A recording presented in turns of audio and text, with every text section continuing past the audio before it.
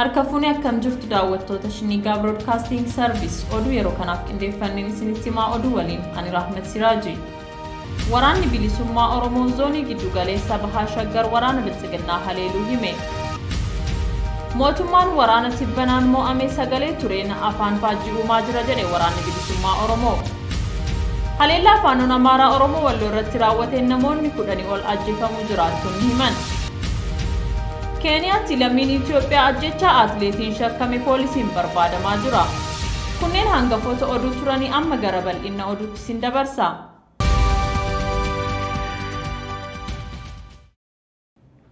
Waraanni bilisummaa Oromoo zoonii giddu galeessa Bahaa Shaggar waraana Biltsiginnaa haleeluu hime. Waraanni bilisummaa Oromoo giddugala Oromiyaa Shawaa Bahaa keessa socho'u Ebla 18-19/2022 Bahaa Shaggar aanaa Boosat iddoo 3tti jechuun magaalaa Walincitii, magaalaa Boolee fi magaalaa Doonitti haleellaa guyyaa lamaaf gaggeesseen waraana Biltsiginnaa magaalota 3 keessaa baasee jiraachuu beeksisee jira. Lola guyyoottan lamaan magaalaa 3 irratti gaggeesseen loltuu Biltsiginnaa 120 ol ajjeesee hedduu madoon adabee jiraachuu kan hime waraanni bilisummaa Oromoo madoon waraana Biltsiginnaa lakkoofsaan 100 hospitaala magaalaa Adaamaa geeffamuun isaanis baramee jira. Waraanni bilisummaa Oromoo magaalaa Walincitii keessaa waraana sirnichaa ari'ee erga baasee booda magaalattii dhuunfatee kan ture yoo ta'u, magaalonni hafan yeroof to'annoo waraana bilisummaa Oromoo jalatti akka argaman waraanni bilisummaa Oromoo onichaa himee jira. Mootummaan waraana tibbanaan mo'amnaan sagalee tureen afaan faajjii uumaa jira jedhe waraanni bilisummaa Oromoo. Sagaleen waliin dubbii ajajoota olaanoo waraana bilisummaa Oromoo miliqee bahedha jedhamuun miidiyaalee hawaasummaa irra naanna'aa jiru kan ture ta'uu ibsamee jira. Sagaleen waliin dubbii ajajaa waliigalaa waraana bilisummaa Oromoo Marroo fi ajajaa zoonii giddu galeessaa sanyii gidduutti taasifamedha jedhame kun dhoksaan waraabamee tibbana miidiyaa hawaasaa irratti gadi lakkifamuun dubbii ijoo ta'ee jira. Sagaleen gadi lakkifame kun kan hooggantoota waraana bilisummaa Oromoo maqaan eerame ta'uu dhugaadha kan jedhan yubni yookaan gorsaan ajajaa olaanaa adda bilisummaa Oromoo waraana bilisummaa Oromoo obbo Jireenyaa Guddataa. Haa ta'u malee waliin dubbiin amma taasifame miti qabiyyeen haasaa kanas haala amma jiru kan ibsu miti jedhan. Waliin dubbiin kun irra jireessa rakkoo naamusa waraana bilisummaa Oromoo biratti mul'atu irratti kan xiyyeeffatedha. Waraanni bilisummaa Oromoo sadarkaa naamusaa isaarraa eeggamurraa gadi bu'ee mul'achuu uummata qabsaa'uuf dararuun irra hin jiraatu yaadni jedhu waliin dubbii kana irra deddeebiin kan dhagahamu wayita ta'u yaadni kun badooma hin qabu. Inumaa ajajoonni kunniin uummata qabsaa'aniif aantummaa qabaachuu kan mul'isudha jedhan.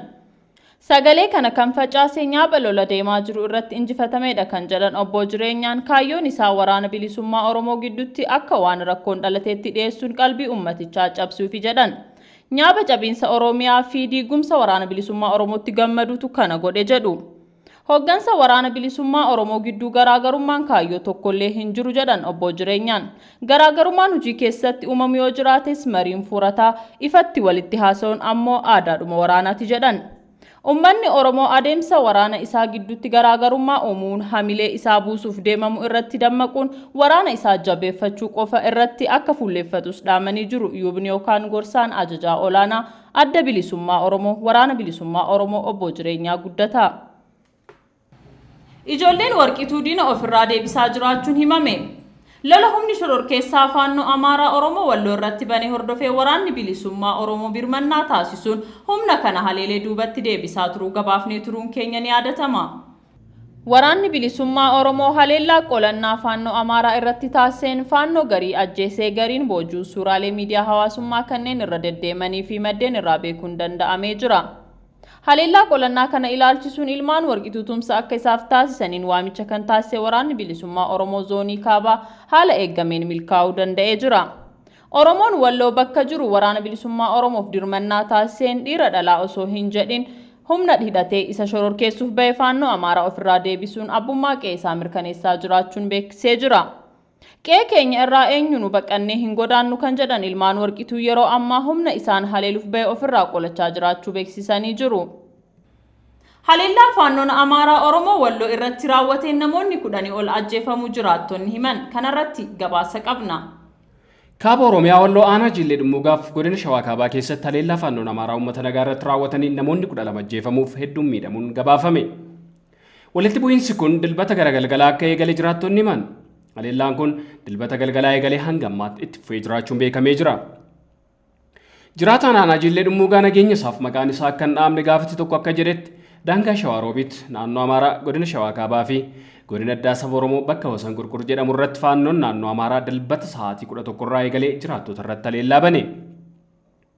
Jalqaba faannoo wal gurmeessuun daangaa godina addaa saba Oromoo keessa seenuun bakka Kollaash jedhamutti qonnaan bultoota irratti tarkaanfii fudhataniin namoota lama ajjeesanii hedduus madeessan. Jidduutti haleellaa waan dhaabate fakkaatus humna isaanii cimsachuun wixata ganamarraa jalqabee hanga galgalaatti haleellaa faannoon bane uummanni ofirraa ittisuuf lolli geggeeffamuu hime. Namni tokko wixata ganama nu biratti dhaamee ajjeefame, ani namoonni 3 ajjeefamuu argeera. Kan rukutaman ammoo baay'eedha. Kanan argeedha malee hedduu ta'uu danda'u jedhe jiraataan kun. Akka inni jedhutti sababni faannoon isaan haleeluuf godinni addaa kun asitti hin barbaachisu ejjennoo jedhu waan qabaniifi jedha. Humni faannoo alaabaa sirnoota darbee qabatan gara daangaa godina addaa saba Oromootti baay'inaan geejjibsiifamaa turuudha kan hime jiraataan kun.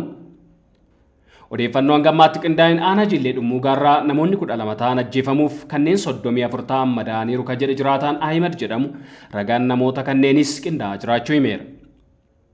Jiraataan aanaa Jillee Dhummuugaa biraan nageenyaaf maqaan isaa akka hin dubbatamne barbaadu haleellaan kun kallattii lamaan gama Jillee Dhummuugaaf naannawa magaalaa baateetti adeemaa jiraachuu hime. Uummanni ammoo qe'ee keenyarraa hin buqqaanu kan jedhuun ofirraa ittisaa jira. Guyyaa wixataa lola cimaatu deemaa ture jechuun hime. Asiin dura saala dhokataa ta'een Oromoota walloo naannoo sana jiran sabummaa irratti xiyyeeffachuun haleellaan irratti raawwatamaa ture kan jedhu jiraataan kun amma kan ammoo uummata nagaan jiraatu dararuu ajjeesuuf qe'ee isaarraa buqqisuuf lola ifatti bananii jedhe. Jiraataan Shawaa Roobiit biraa maqaan isaa akka heeramuun barbaanne immoo lola guyyoota lamaaf ta'e kanaan jiraattonni magaalaa Shawaa Roobiit hedduun baqachuu himeera. Uummanni keenya kan duras jiila qaba. Waraanni ka'ee jennaan maatii ofii gurratee baqate malee lolli gara magaalaa Shawaa Roobiit hin geenye. Bulchiinsi magaalaa akka uummanni hin baqanne dhorkaa ture garuu humnaa ol ta'uun hedduun baqatanii turan. Amma immoo haalli jiru tasgabbaa'ee jennaan deebi'aa jiru jedhe. Gareen shororkeessaa faannoo Amaaraa kan mootummaa naannichaa leenjii hidhachiifame yeroo ammaa Oromiyaa bakkoota garaa garaatti gocha badii ilmaan Oromoo irratti raawwachaa jiraachuun beekamaadha. Gabaasa dhiyaateef Oliifan Margaa Shiniigaa Broadcasting Service irraa. Humni finxaaleeyyii Amaaraa faannoo jedhee of waamu ambulaansii gube. Ambulaansiin godina Harargee Bahaa aanaa Gursumirraa gara Adaamaatti imalaa jirtu guyyaa kaleessaa halkan keessaa sa'aatii 11tti humna finxaaleeyyii Amaaraa faannoon gubachuun tajaajilaan ala ta'ee jira. Humni kun godina Shawaa Bahaa aanaa Boosat ganda Qaawwaa bakka addaa Hayaa Boolee jedhamutti namoota ambulaansii keessa jiran 4 keessaa 2 irratti halkan keessaa sa'aatii 5tti miidhaa salphaa geessisee ambulaansicha immoo gubee jira. Namoonni miidhaan irra gahee lubbuun hafuun hospitaala Adaamaatti yaalamaa jiru. Finxaaleeyyiin Amaaraa faannoo ofiin jedhan halkan da'oo godhachuun of ijaaree gurmaa'uun meeshaa gurguddaa hidhatee yeroo garaagaraa hawaasa irratti ajjeechaa lubbuu saamichaa fi hanna raawwachaa jira. Humni finxaaleeyyii faannoo jedhee of waamu kun yeroo darbee godina Shawaa Bahaa aanaa Fantaallee ganda Xuxxutti bakka addaa Qorkee jedhamutti milishaa mootummaa Biltsiginnaa dabalatee namoota nagaa hedduu irratti yakka sanyii duguuggaa raawwatee jira. Humni shororkeessaa faannoo kun Oromiyaa bakkoota hedduutti deeggarsa mootummaa federaalaaf naannoo Amaaraatiin badii gurguddaa raawwachaa jira. Oduu biyya alaatiin Keeniyaatti lammiin Itoophiyaa ajjeechaa atleetiin shakkame poolisiin barbaadamaa jira.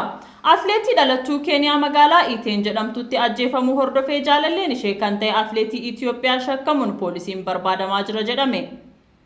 Atleetiin ganna 28 Daamaaris Maatuwaa jedhamtu kun Keeniyaatti kan dhalatte ta'us lammummaan ishee biyya Bahareeni. Poolisiin akka himetti atleetiin kun waan qara qabuun waraanamtee lubbuun darbe. Oduun kun dhagahame hordofee Federeeshinii Atleetiksii Itoophiyaa du'a suukkanneessaa atleetii kanaatti gadda itti dhagahame karaa fuula Feesbuukii isaatiin ibsee jira. Ta'us garuu Federeeshinichi waa'ee atleetii Itoophiyaa ajjechaa kanaan shakkame wanti dubbate hin jiru. Ji'a jaha duras atleetiin biroo Agiinaas Tiroop achuma Iteenaatti waraanamtee ajjeefamuu ishee oduu ijoo turee jira. Akkuma Itoophiyaan boqqojjii qabdu Iteenaan Keeniyaatti madda atleetotaa bebbeekamoo fi bakka leenjii fiigicha dheeraa itti taasisanidha.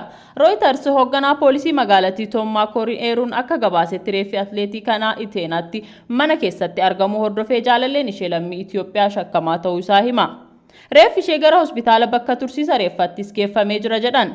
Poolisiin jaalallee ishee maqaan isaa Iskender Haayilamaariyaam jedhamuu fi ajjechaa raawwachuusaa amanee jira jedhame barbaadaa akka jirus hoogganaan poolisii kun himan.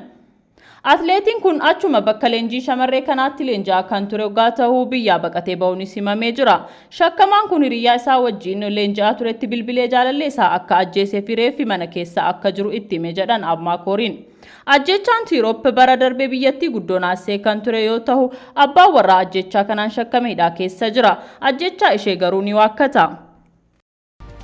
Egaan daawwattoota keenya oduun yeroo kanaaf qindeeffanne kan hanga ammaa ture qophiilee shinii gaafa waliin turtii gaarii.